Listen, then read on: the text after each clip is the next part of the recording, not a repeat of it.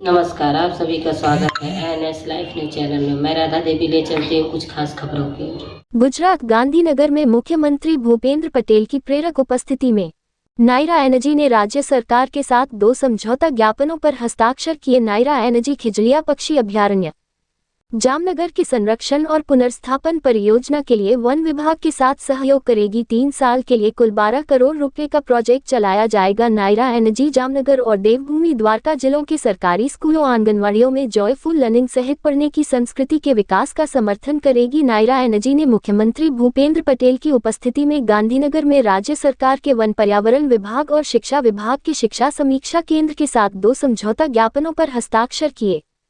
Naira energy ने one विभाग के साथ जो एमओयू किया है, उसके अनुसार नायरा एनर्जी जामनगर जिले में खिजड़िया पक्षी अभयारण्य के संरक्षण और पुनर्स्थापन परियोजना के लिए वित्तीय सहायता प्रदान करेगी। ये परियोजना, जो 3 साल की अवधि के लिए 12 करोड़ रुपए की कुल लागत पर शुरू की जाएगी, आर्द्र भूमि की पारिस्थितिक स्थितियों में सुधार करेगी, स्थानीय जैव विविधता में सुधार करेगी और आर्द्र भूमि और संबंधित गतिविधियों के प्रबंधन में स्थानीय हितधारकों की भागीदारी को बढ़ावा देगी। इतना ही नहीं, इससे जल निकायों के पारिस्थितिक और जलवैज्ञानिक स्वास्थ्य में सुधार करने और खतरे में पड़ी जैव विविधता को कम करने में मदद मिलेगी, जिससे अभयारण्य के जलग्रहण क्षेत्र में स्थानीय समुदायों को लाभ होगा। इस परियोजना में मुख्य रूप से पर्यावरण, पर्यटन, आर्द्र भूमि बहाली और संरक्षण, बुनियादी ढांचे के विकास और क्षमता निर्माण को बढ़ावा देना शामिल है। ये बताना महत्वपूर्ण है कि खिजड़िया पक्षी अभयारण्य KRS और उसके आसपास की भौगोलिक विविधता के कारण ये रामसर अंतर्राष्ट्रीय स्तर पर महत्वपूर्ण वेटलैंड क्षेत्र स्थल विभिन्न प्रकार की प्रजातियों का घर है।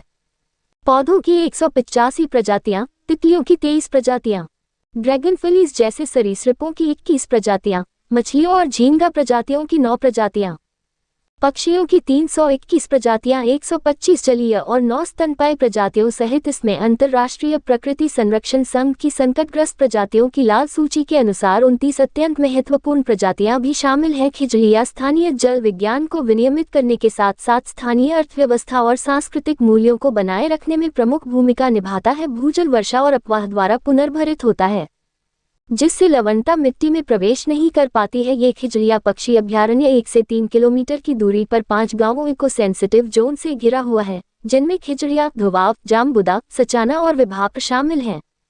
एमओयू में ये भी कहा गया है कि खिजड़िया पक्षी अभयारण्य के संरक्षण और बहाली की इस परियोजना में वन विभाग, कार्यान्वयन एजेंसी और नायरा एनर्जी वित्तीय और अन्य संसाधन सहायता एजेंसी के रूप में कार्य करेगा। शिक्षा विभाग के साथ एमओयू मुख्यमंत्री भूपेंद्र पटेल की उपस्थिति में नायरा एनर्जी ने राज्य सरकार के शिक्षा विभाग के शिक्षा समीक्षा केंद्र के साथ एक समझौता ज्ञापन पर हस्ताक्षर किए, जिसके परिणामस्वरूप जामनगर और देवभूमि द्वारका के 1300 सरकारी स्कूलों और आंगनबाड़ियों में पढ़ने की गतिविधि को बढ़ावा मिलेगा।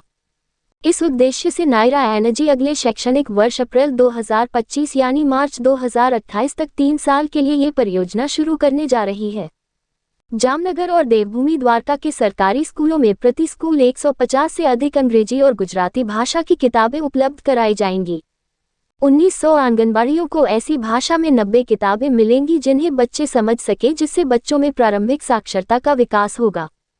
कुल मिलाकर लगभग 3,75,000 किताबें वितरित की जाएंगी और इस परियोजना के कार्यान्वयन से पढ़ने के लिए एक मजबूत आधार और नई सीख तैयार की जाएगी। इसके अलावा शिक्षकों और पुस्तकालयाध्यक्षों को पुस्तकालय प्रबंधन और पढ़ने की सहभागिता में भी प्रशिक्षित किया जाएगा, जिससे संसाधनों का प्रभावी उपयोग और स्थायी प्रभाव सुनिश्चित किया जा सके। इतना ही नहीं, डिजिटल रीडिंग उपलब्धता और डिजिटल बुनियादी ढांचे को मजबूत करने की पहल डिजिटल प्लेटफॉर्मों का उपयोग करने पर भी ध्यान केंद्रित करेगी और स्मार्ट कक्षाओं, कंप्यूटर लैब या टैबलेट से मौजूदा डिजिटल बुनियादी ढांचे का उपयोग करके खोज स्कूलों के पाठ्यक्रम में डिजिटल रीडिंग सत्र को एकीकृत करेगी। इसके साथ ही शिक्षकों को शिक्षा में ओपन सोर्स डिजिटल लाइब्रेरी का उपयोग करने के साथ साथ डिजिटल रीडिंग और कक्षा शिक्षण को एकीकृत करने के लिए प्रौद्योगिकी का उपयोग करने के लिए भी प्रशिक्षित किया जाएगा।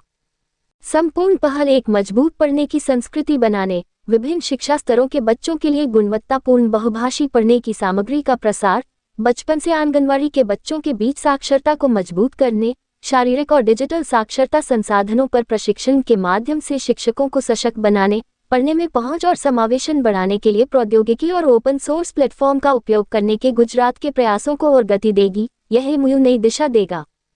इस एमओयू पर हस्ताक्षर के दौरान मुख्यमंत्री के अपर मुख्य सचिव के दास, शिक्षा प्रधान सचिव मुकेश कुमार, वन पर्यावरण प्रधान सचिव संजीव कुमार, प्रधान वन संरक्षक जयपाल सिंह, संपूर्ण शिक्षा अभियान के राज्य परियोजना निदेशक रंजीत कुमार और नायरा एनर्जी के वरिष्ठ अधिकारी उपस्थित थे। रिपोर्टिंग से संपादक विंध्याचल ओझा।